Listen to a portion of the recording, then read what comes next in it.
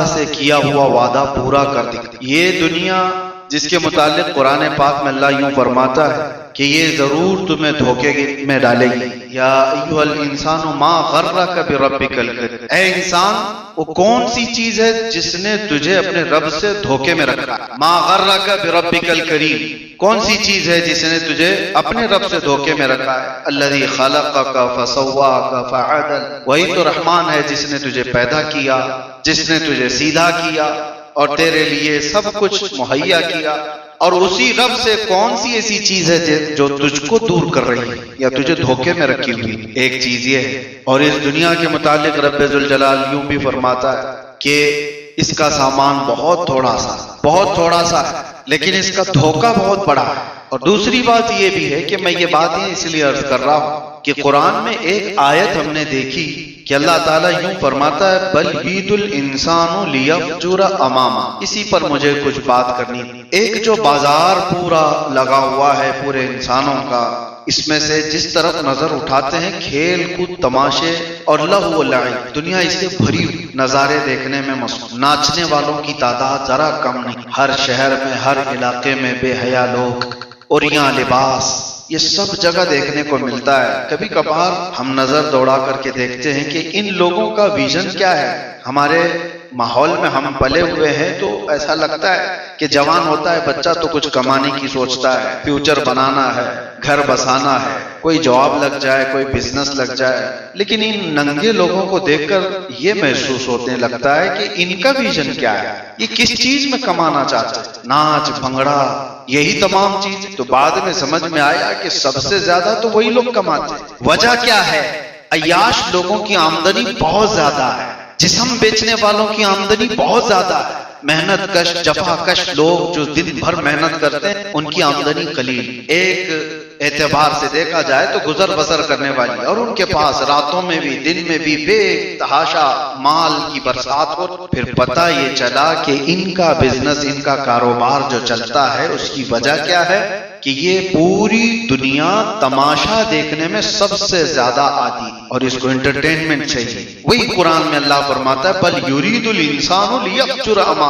انسان یہ چاہتا ہے کہ اس کے سامنے بے حیائی ہو، وہ دیکھنا چاہتا ہے. اچھے لوگ اگر 4 لوگ یہاں کھڑے ہو جائیں مسجد کے باہر، امام صاحب ہو کوئی مبلغ صاحب ہو، کھڑے ہو کر کے کہنے لگے آ جاؤ تھوڑی دیر 5 منٹ آپ کچھ اچھی باتیں سن کر کے چلے جائیں، کان نہیں دھریں گے. پتہ نہیں کتنے سارے کام یاد آ جائیں گھر کے. لیکن اگر کسی کا جھگڑا ہو رہا ہو، کسی کی بائک سے ٹکر لگ گئی ہو، آپ کو بنا دعوت کی ہوئے وہاں بھیڑ جمع تھی، کوئی بلایا نہیں ہے، زبردستی کھڑے ہو جاتے. تماشا دیکھنا کہ دونوں کے بیچ میں ہوتا کیا ہے. جہاں کہیں بے حیائی ہو رہی ہو وہاں پہ بھی بھیڑ ہو جائے. ننگے لوگوں پر نظر جلدی اٹھے گی، سیدھے لوگوں کی طرف لوگ نظر بھی نہیں رکھتے ہیں، وہ اپنی گردن جھکا کر نکل جاتے ہیں. تو پتہ یہ چلتا ہے کہ انسان کی فطرت میں آئی چیز ہے. بے حیائی دیکھنا چاہتے ہو اس لیے دنیا کا بزنس بڑا ہوا ہے، وہ عیاشی دکھانا چاہتے ہیں. آج آپ کو پتہ ہے کھیلوں کے میدان میں دنیا کی سب سے بڑی کمائی، فلموں کے میدان میں سب سے بڑی کمائی کون سی چیز ہے جو دنیا کو ترقی دینے والی کام کر رہے ہیں؟ کوئی فلم بنانے والے، ناچ گانے والے، وہ سٹار ہیں، سیلیبریٹی ہیں. وجہ کیا ہے؟ وہ کیا کام ایسا کر رہے ہیں جس سے بہت بڑی ترقی ہو رہی ہو، انفراسٹرکچر ٹھیک ہو رہا ہو، کچھ ہو رہا ہے؟ کوئی تو ایسی چیز نہیں ہے. وہ انٹرٹینمنٹ بول کر کے کر رہے ہیں. کیا آپ کو مزہ دینے کے لیے ہم یہ کر رہے ہیں؟ گانے والی ہو، گانے والا ہو، ناچنے والی ہو، ناچنے والا ہو، وہ بول کر کے کر رہے ہیں کہ آپ کو تھوڑی دیر کے لیے مزہ دینے کے لیے. ہم تو دنیا کو یہ مزہ دینے کے لیے وہ سارے کام کیے جا رہے ہیں. ان کی کمائی بے حساب. کھیلنے والے یہ دن بھر دوڑ رہے ہیں بیچارے دھوپ میں، میدانوں میں. ایک فٹ بال پہ پتہ نہیں کتنے کک مار رہے ہوتے ہیں، ادھر سے ادھر، ادھر سے ادھر، 1.5 گھنٹے ناچتے ہلتے رہے. دنیا اس پر جمع ہے. آپ کو پتہ ہے کرکٹ کے میدانوں میں بے حساب کمائی.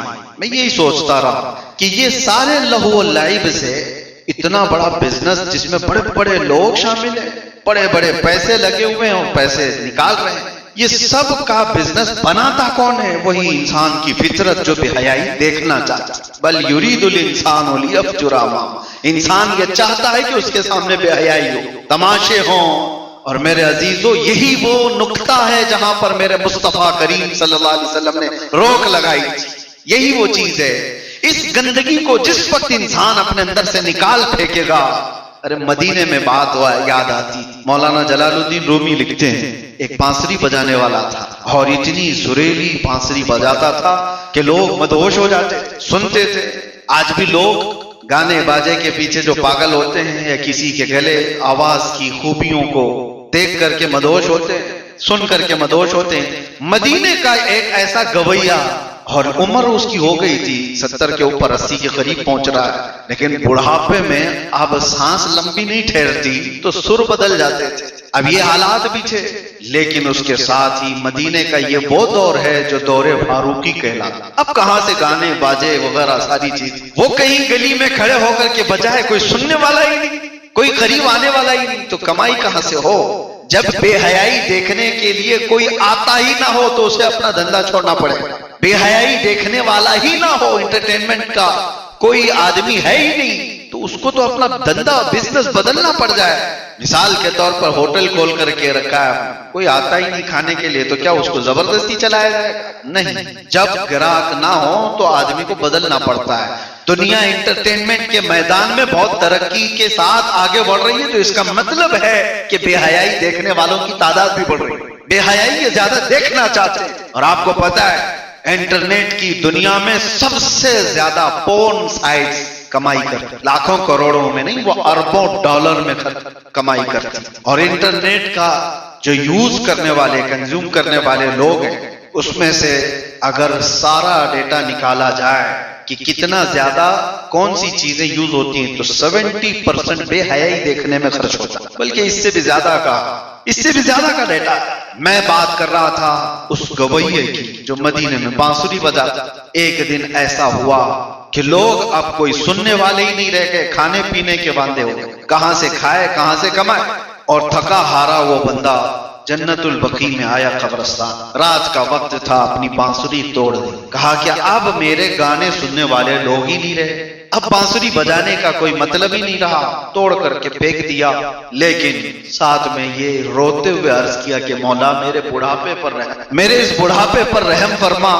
میں نے زندگی بھر یہ گانے گا کر لوگوں سے پیسے کمائے یا بانسری بجا کر کمائے, لیکن آج تیرے دربار میں واپس آ جاتا ہوں. اگر میں رحم کرنے کے قابل ہوں تو میرے کھانے پینے کا تو انتظام ہو جائے, ورنہ پھر میں تو قبرستان میں ہی کھڑا ہوں, مجھے موت دے. میں قبرستان میں کھڑا ہوں تاکہ پھر کسی اور کے اوپر بوجھ نہ بنے اور یہیں سے میں چلا جاؤں, ختم ہو جاؤں. روتے روتے وہ جنت البقیع میں گر گئے. وہ تو ارحم الراحمین ہے, دور فاروقی ہے. سیدنا عمر ابن خطاب رضی اللہ تعالیٰ عنہ مسجد نبوی میں آرام کر رہے تھے. خواب میں رسول پاک صلی اللہ علیہ وسلم تشریف. کہا عمر اٹھو, جلدی اپنے گھر سے کچھ کھانا پانی لے کر جنت البقیع میں جاؤ, اللہ کا ایک محبوب بندہ وہاں پر بھوکا, اسے کھلا دو.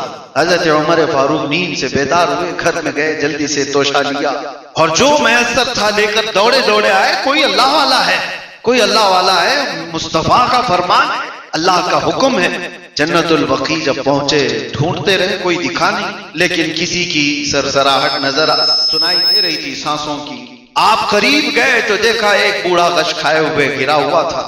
اس کو اٹھایا, کہا کون ہو, کہاں سے. اب وہ دیکھا تو حضرت عمر فاروق کو اور ڈر گیا کہ یہ تو کوڑے مارنے کے قریب پہنچ چکا, کیونکہ حضرت عمر فاروق رضی اللہ تعالیٰ عنہ کے ہاتھ میں ایسے لوگ ملتے تو پھر ان کو چھوڑتے بھی نہیں تھے, برابر سزا دیتے. اس کو پکڑ کر کے اٹھایا اور کہا تو وہ گویا ہے, بانسری بجاتا تھا. کہا ہاں ہوں, میں ہی ہوں. پکڑا گیا آج.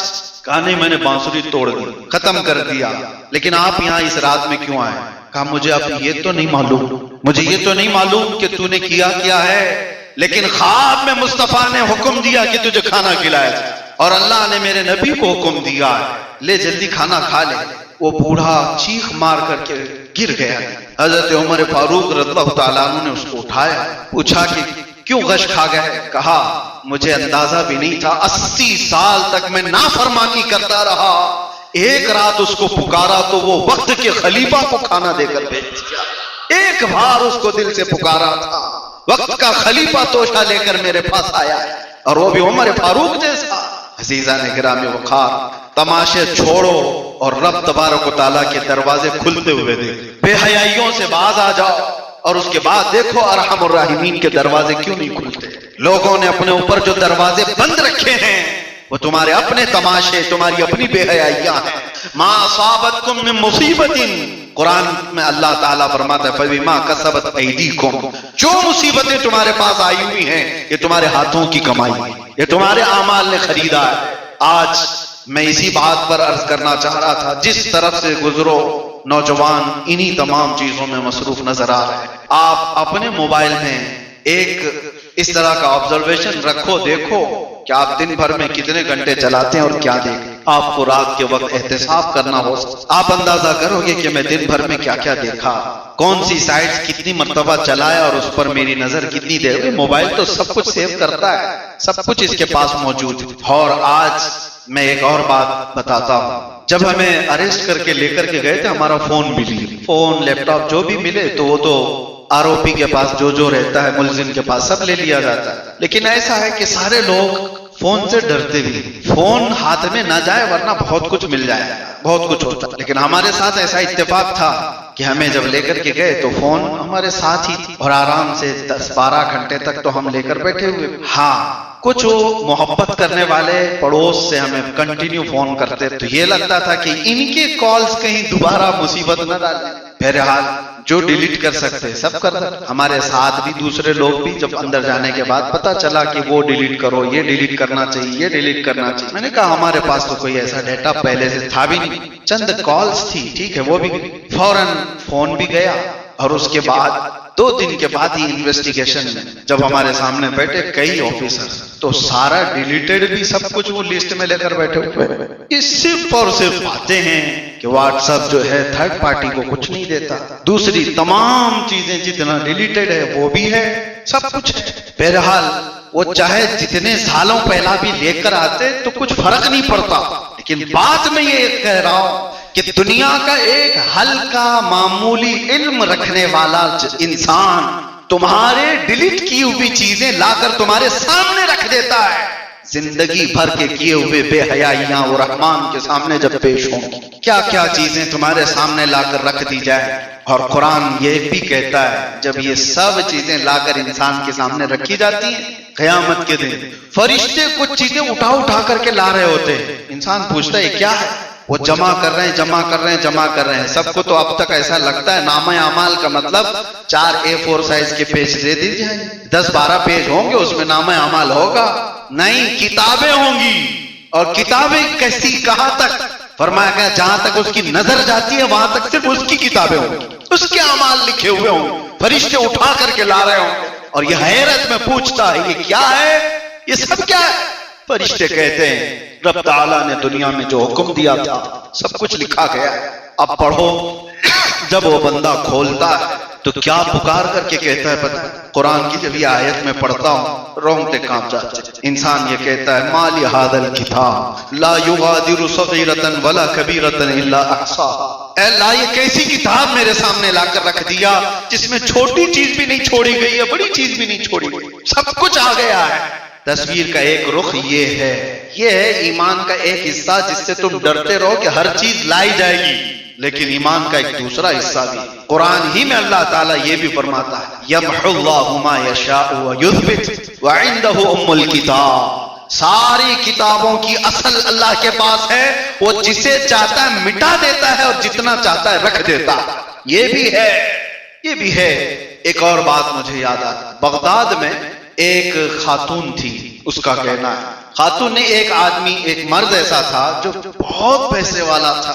پیسے جب کسی کے پاس آئیں تو پھر اس کو کھجلی بھی زیادہ ہوتی کہ خرچے کہاں ہوں. لوگ یہ سوچتے ہیں جب چھوٹے ہوتے ہیں کہ ہمارا تو 15-20 ہزار میں چل جاتا ہے، ان کے پاس تو 15-20 کروڑ ہے، کرتے کیا ہوں. جا کر کے دیکھو تو وہ شکایت ہی کر رہے ہوتے ہیں کہ کم ہے، چل نہیں رہا ہے سب کچھ.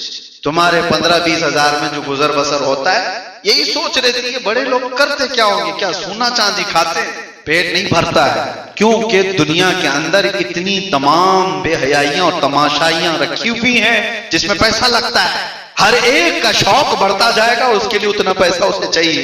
بغداد کا ایک بڑا مالدار آدمی پیسے بے حساب خرچہ کرتا تھا، کس چیز پر؟ بے حیائی. اور اس کو روز کوئی نہ کوئی ایک عورت چاہیے ہوتی جس کو پیسے خرید کر لاتا اور اپنے بستر کی اس کو زینت بنا. یہ تمام حرکتیں تھیں. جوا الگ تھا، شراب کے اڈے الگ چلتے تھے، پیسہ تھا لیکن تھا مسلمان۔ مسلمانوں میں بگڑ جاتے ہیں کبھی تو اس طرح کے بھی ہوتے ہیں، اور یہ دولت ہی ہے جو اس کو دھوکے میں رکھتی ہے، یہ دنیا ہے جو اللہ سے دور کر کے رکھتی۔ سنیے اس بات، ایک دن ایسا ہوا کہ بازار سے گزرتے ہوئے ایک عورت کو دیکھا اور اسے وہ پسند آ گئی۔ جا کر اس سے بات کرتا کہ کیا تجھے اتنے پیسے دے دیتا ہوں، گھر آئے گی؟ وہ خاتون تیار ہو جاتی ہے کہ ٹھیک ہے میں آ جاتا ہوں، لے کر کے اس کو آ گیا۔ اس کا تو روز کا پیشہ تھا، معمول تھا، عیاشی کرنا، پیسے اڑانا۔ جب اپنے گھر لے کر کے آیا اس عورت کو، اور اس کے بعد اپنے کمرے میں بلایا اور کہا کہ تیرے یہ رقم، یہ ساری چیزیں لے، اور اس کے بعد میرے جسمانی سکون کا ذریعہ تو بن جا، جو مجھے چاہیے۔ تو دیکھا جیسے اس عورت کی طرف، تو عورت اتنا کانپ رہی ہے، ہاتھ پیر اور پورا چہرہ اس کا پیلا پڑا ہوا ہے۔ یہ ڈر گیا، کہا کہ تجھے بخار تو نہیں ہو گیا، کیا بات ہے؟ وہ عورت کہتی ہے بات در حقیقت یہ ہے کہ میں اس پیشے سے تعلق رکھنے والی عورت نہیں، میں بیوہ ہوں، میرے 3 بچے ہیں، اور 3 بچوں کو میں مسلسل کئی دنوں سے یہ تسلی دے کر کے گھر میں سلا رہی ہوں کہ کھانا آج آ جائے گا، کل آ جائے گا، میرے گھر پر اب کچھ باقی نہیں رہا، ایک دانہ بھی باقی نہیں رہا۔ تو میں نے سوچا اپنے بچوں کا پیٹ بھرنے کے لیے میں بازار چلی جاؤں، تو نظر آ گیا اور تو اپنے گھر لے آیا۔ تھوڑی دیر کے لیے میں سوچ بھی لی کہ چلو ٹھیک ہے، ایک بار جسم اس کے ساتھ دے دیا جائے تو بچوں کا پیٹ تو بھر جائے گا، بچے تو کھا پی لیں گے۔ میں ہمت کر کے آ تو گئی، لیکن جیسے ہی میں اپنے جسم کی طرف دیکھتی ہوں تو مجھے رب یاد آتا، سوچتی ہوں کہ اس کے سامنے میں کیسے اپنا لباس کھولوں کسی غیر مرد کے؟ کیا ارحم الراحمین مجھے نہیں دیکھ رہا ہے؟ اس کے دیکھتے ہوئے اس کے سامنے میں اپنے آپ کو ننگا کیسے کروں؟ بس یہی بات ہے کہ کپ کپی آ رہی ہے، جسم پیلا پڑ گیا ہے، بس اتنی سی بات ہے۔ جس وقت وہ ارحم الراحمین تھوڑی آنکھیں بند کر لے، میں تیرے ساتھ کام کروں، کبھی یہ ممکن ہے؟ وہ نوجوان گھبرا گئے، اس عورت کی آواز میں اتنا اثر تھا، اس نے کہا تو مسلسل کئی دنوں سے بھوکی رہ کر کے اللہ سے اتنا ڈر رہی ہے، میرے پاس تو بے حساب مال ہے، روز میں یہ کام کر کے بھی نہیں ڈر رہا، میرا دل کتنا سخت ہو گیا۔ اس کے دل پر وہی رات یہ بات اثر کر گئی، اس نے اس خاتون کو جتنے پیسے تھے دے دیا، کہا میں توبہ کرتا ہوں اس کے بعد سے اپنی راتیں کبھی رنگین نہیں۔ اس کا ایک معمول تھا، وہ اپنی ڈائری رکھا ہوا تھا، لوگ ڈائری بنانے کی عادت رکھتے ہیں، روز کیا کیا ہوا سب لکھ دیتے ہیں، تو اس کا بھی یہ معمول تھا، پرسوں سے وہ ڈائری میں لکھتا جاتا تھا، آج اس عورت کے ساتھ، کل اس عورت کے ساتھ، کل پرسوں اس کے ساتھ کیا کیا حالات ہوئے تھے، جوئے میں کتنے جیتا تھا، شراب کیسی پیا تھا، ناچ گانے کیسے دیکھا تھا، سب ڈائری میں روزانہ لکھتا تھا، بھری ہوئی تھی ڈائری۔ اب اسے ڈر یہ تھا کہ اتنی بڑی ڈائری میرے پاس گناہوں کی موجود ہے، ایک رات خالی اس عورت نے دل بدلا، یہ پچھلا سارا کیا ہوگا، میرے مال اور دولت نے مجھے یہاں تک پہنچا دیا، لیکن دل بار بار کانپ رہا تھا۔ اس عورت کو تو عزت کے ساتھ وہ بھیج دیا اس کے بچوں کو پیسے دے کر، لیکن آ کر کے اللہ کی بارگاہ میں رونے لگا، کہا میں اگر چھوڑ دوں مولا، یہ توجہ بہت سارے لوگوں کے لیے مسئلہ ہے، بہت سارے لوگ یہ سوچتے ہیں کہ اتنا ہو گیا اب کیا ہونا، اتنا تو کر چکا ہوں اب بچا کیا ہے، ان لوگوں کے لیے ہے چاہے تمہاری جان یہاں تک پہنچ جائے تب بھی نا امید نہ ہو۔ وہ مرد اللہ کی بارگاہ میں کہتا ہے اتنا سب ہو گیا مولا، اب میں توبہ کروں تو کیا میں معاف کیے جانے کے قابل ہوں؟ کتنی عورتوں کو رنگین کیا، کتنا مال میں نے کہاں کہاں بہایا ہے، یہ سب کیا ہوگا؟ اور اس نے سوچا اٹھا کے توبہ کر لیتے۔ توبہ کرنے کے بعد وہ ڈائری کو جلانے کے نیت سے گیا، جتنے گناہ کر کے وہ روزانہ لکھا ہوا تھا اس ڈائری کو ختم کر کے نئی ڈائری لکھتے ہیں۔ یہی حیرت کی بات ہے جو مجھے چھو لیتی ہے بات، وہ جوان وہ ڈائری اٹھا کر کے لاتا ہے تو دیکھتا اس کے پورے پنے بالکل سفید ہیں، کہیں کچھ لکھا ہوا نہیں ہے، کہیں کچھ نہیں ہے۔ اس کے ہاتھ کانپنے لگ گئے، اس کے ہاتھ کانپنے لگ گئے، برسوں کی میری لکھی ہوئی کہانیاں کہاں ہیں؟ غیب سے آواز آتی ہے، جب کوئی دل ہمیں دے دیتا ہے تو ہم اس کے اعمال بھی صاف کر دیتے ہیں، اس کی ساری پچھلی چیزیں معاف کر دی جاتی، بے حیائیوں کو بدلو اور اس کے بعد ارحم الراحمین کے کھلتے دروازوں کو بھی دیکھو۔ ارحم الراحمین وہ ذوالجلال وہ بندوں کے لیے۔ اور ایک بات میں کبھی یہ بھی اللہ کی بارگاہ میں عرض کیے، اکثر آپ کے سامنے پیغامات دیتا بھی رہتا ہوں، یہی چیز اللہ کے لیے کروڑوں بندے ہم سے اچھے لوگ ہیں، وہ جب چاہے متقیوں سے اپنی عبادت کرا لے، وہ صالحین سے اپنی عبادت کرا لے، شہیدوں کی جماعت ہے، اس پروردگار کے پاس کروڑوں نیک لوگ ہیں، لیکن ہمارے پاس اس کے علاوہ ہمارے لیے صرف ایک ہی خدا ہے، ہمارے پاس کوئی دوسری چوائس نہیں کہ جا کر کے ہم دیکھیں یہ نہیں راضی تو اس کو کریں، وہ نہیں راضی تو تیسرے کو کریں۔ ہم نے اس طرح کے ہر جگہ سر جھکائے ہی نہیں، بلکہ دنیا میں آئے تھے تو پہلی آواز سن کر کے ہی آئے تھے، اللہ اکبر اللہ اکبر، اللہ سب سے بڑا ہے، جائیں گے بھی اس دنیا سے تو یہی سن کر جائیں گے، اللہ سب سے بڑا۔ تو آپ کے لیے میرا یہ پیغام ہے، دنیا جو تماشاؤں میں مصروف ہے وہ اگر اللہ پر ایمان نہیں رکھتی ہے تو ان کا دل دنیا سے لگا ہوا ہے۔ تم تو اپنے رب العالمین کی دربار میں جھکنے والے ہو، تمہارا دل کیسے لگ جاتا ہے؟ تم بے حیائیوں میں کیسے پڑ جاتے ہو؟ تمہارا مال پائی پائی کا حساب اللہ کی بارگاہ میں ہوگا۔ اگر تمہارا آخرت پر ایمان ہے اور اللہ پر ایمان ہے تو پھر اپنی زندگی کو بدلنا ہو۔ دنیا کو یہ نہ دیکھو کہ وہ کس طرح ناچ رہی ہے، تمہارے لیے وہ آئیڈیل نہیں ہے، ان کو دیکھ کر کے تم اپنی زندگی کے نشیب و فراز بناؤ گے۔ تمہارے لیے آئیڈیل رسول اللہ کے صحابہ ہیں، ان کی زندگیاں ہیں۔ حضرت عمر فاروق رضی اللہ تعالیٰ عنہ کے زمانے میں ایک اور صحابی کی بات بتاتا ہوں۔ ایک سعید بن عامر جوان، تقریباً ان کی 26-27 سال کی عمر تھی، مشہور تھا پورے مکہ میں ان کی طرح کوئی خوشبو نہیں لگا، بہت مہنگی خوشبو، بہت مہنگے لباس پہننے والے، عمدہ زندگی گزارنے والے، مقام تنعیم جہاں مسجد عائشہ ہے آج، مکہ والوں کی بھیڑ جمع تھی، وہ بھیڑ دیکھنے کے لیے یہ بھی گئے ہوئے۔ کیا تھا اس بھیڑ میں؟ یہی جو تماشا دیکھنے والے لوگ۔ حضرت خبیب ابن عدی رضی اللہ تعالیٰ عنہ کو سولی پر چڑھایا گیا تھا اور ان کے کان کاٹے جا رہے تھے، ان کے ناخنوں کو پکڑ سے کھینچا جا رہا، ان کے جسم کا مسئلہ کیا جا رہا تھا، اور ان پر مکہ والے کھڑے ہو کر پتھر مار رہے تھے، یہی دیکھنے کے لیے بھیڑ جمع تھی۔ اسی بھیڑ کا ایک حصہ سعید ابن عامر، جوان، بڑے پیسے والا، بڑے خاندان والا، وہ قریب جا کر کے پوچھا ابو جہل سے انہوں نے کہ وجہ کیا ہے، اس کو کیوں مار رہے، کیا بہت بڑا پاپ کیا اس نے؟ ان کو تو پتا نہیں تھا کہ مکہ کے حالات میں کیا چیزوں کی تبدیلی آئی۔ اکثر مالداروں کا حال یہی ہے، ہم بھی دیکھیں پوش ایریا میں رہنے والوں کو پتہ ہی نہیں رہتا بقرعید کب آتی ہے، عید الفطر کب آتی ہے، ان کو تو وہ بھی نہیں معلوم رہتا۔ بڑے بڑے پیسے والوں کا حال یہی ہے۔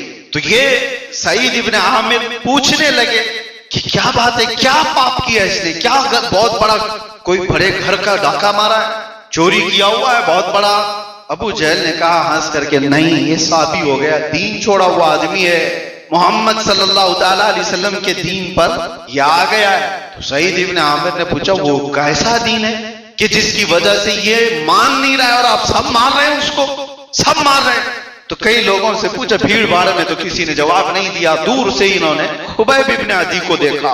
خبیب ابن عدی وہ ہے جو سینکڑوں کی بھیڑ میں اکیلے کھمبے سے بندھے ہوئے ہیں، جن کے جسم کو کاٹا جا رہا ہے۔ سعید ابن عامر کہتے ہیں اس پوری بھیڑ میں سب بھگدڑ میں تھے، جلد بازی میں تھے۔ ظاہر سی بات ہے تماشوں میں کوئی کسی کو ٹائم بھی نہیں دیتا، جلدی پوچھتا بھی نہیں ہے اور نہ کوئی جواب دیتا ہے۔ سعید ابن عامر کہتے ہیں پوری بھیڑ میں سب مصروف تھے، سب بے چین تھے، پرسکون چہرہ صرف خبیب ابن عدی کا تھا۔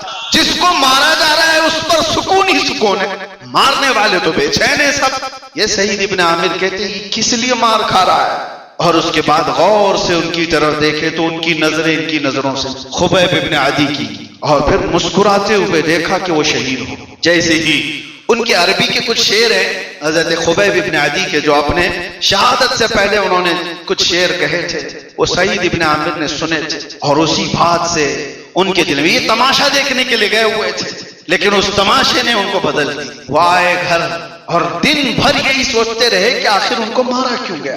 رات کو سوئے تو خواب میں خبیب ابن عدی کو بھی دیکھے، اور پھر اپنے ہی من میں پوچھنے لگے کہ ایسا کیا تھا جس کی وجہ سے اتنی سخت سزا دی گئی۔ خبیب ابن عدی نے کہا جس کو اقبال یوں کہتا ہے، دو عالم سے کرتی ہے بیگانہ دل، عجب چیز ہے لذت آشنائی۔ دنیا کیا کہہ رہی ہے اس سے بے فکر ہو جاتا ہے وہ بندہ جس کو محبت مصطفیٰ کی لذت ملتی۔ اب کون کیا کہہ رہا ہے، کون کہاں لے جا رہا ہے، کیسے گھسیٹ رہا ہے، کچھ فرق نہیں پڑتا، ایک بار وہ لذت جس کو مل جائے، وہ لذت آشنائی، حضور سے محبت۔ خبیب ابن عدی کی یہ بات پر سعید ابن عامر صبح بیدار ہوئے اور اس کے بعد کہا مجھے جلدی سے اس حبیب کے پاس لے چلو. نبی اکرم صلی اللہ تعالی علیہ وسلم کے دربار میں آئے اور کلمہ پڑھا داخل اسلام. تماشا دیکھنے کے لیے گئے تھے اور خود ایک بہت بڑے مالدار.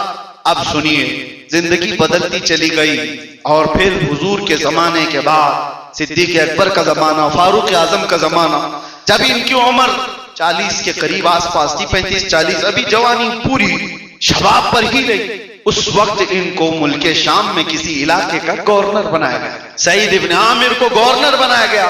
گورنر بنانے کے 6 مہینے کے بعد ہی علاقے کے لوگوں نے شکایت کی امیر المومنین عمر ابن خطاب، وقت کے گورنر، وہاں کے گورنر کی شکایتیں آئیں. وہ شکایتیں بھی سننے کے قابل ہیں. ایسی شکایتیں آئیں سعید ابن عامر کے بارے میں. حضرت عمر فاروق بہت ان سے محبت بھی کرتے. کہا آپ نے جس کو گورنر بنایا ہے وہ تو ایسا ہے کہ جب ہمارے معاملات ہوتے ہیں تو 8 دن میں ایک بار غائب ہو جاتا ہے، کسی کو پتہ بھی نہیں رہتا، چھٹی کر جاتا ہے، پتہ ہی نہیں چلتا. اور اس کے بعد دن میں اتنا حصہ یہ ہمارے معاملات سنتا ہے، رات کو اگر کچھ بھی مسئلہ ہو تو یہ دیکھتا ہی نہیں ہے، سنتا ہی نہیں ہے، کچھ بھی نہیں. یہ شکایت ہے کیونکہ پبلک ڈیمانڈ تو یہی ہے 24 گھنٹے ہونا چاہیے. تو سعید ابن عامر کی ایسی کچھ شکایتیں تھی. حضرت عمر فاروق رضی اللہ تعالیٰ عنہ خود چل کر کے آئے معلوم کرنے کے لیے کہ ان کی شکایتیں کیا ہیں. تو جب سارے لوگوں نے شکایت کی تو سعید ابن عامر کو بلایا اور کہا تمہارے بارے میں یہ باتیں ہیں، کیا جواب دے؟ وہ سر جھکائے اور کہا پہلی بات تو یہ ہے دن میں ان کے معاملات سنتا ہوں، پوری رات میں اللہ کی بارگاہ میں کھڑا رہتا ہوں، میرے پاس دوسرا وقت نہیں، اور میں اپنے رب کے حضور جب کھڑا ہوتا ہوں تو انسانوں سے بے تعلق ہو جاتا. دوسری بات تم 8 دن میں ایک بار غائب ہو جاتے. یہ بات ہے پتے. وہ شرماتے ہوئے کہتے ہیں اس کا جواب نہ لیں تو اچھا ہے. کہا نہیں جواب تو دو اس کا. سعید ابن عامر کہتے ہیں یا امیر المومنین میرے پاس صرف ایک جوڑا لباس ہے، 6 دن تک پہنتا ہوں، 7ویں دن نکال کر کے دھوتا ہوں تو میرا سطر پورا نہیں ڈھکتا. جب لباس دھل کر کے سکھ جاتا ہے تب میں پھر پہن لیتا ہوں. میرے پاس ایک لباس کے علاوہ کچھ نہیں ہے. لوگوں کی آنکھوں میں اتنے آنسو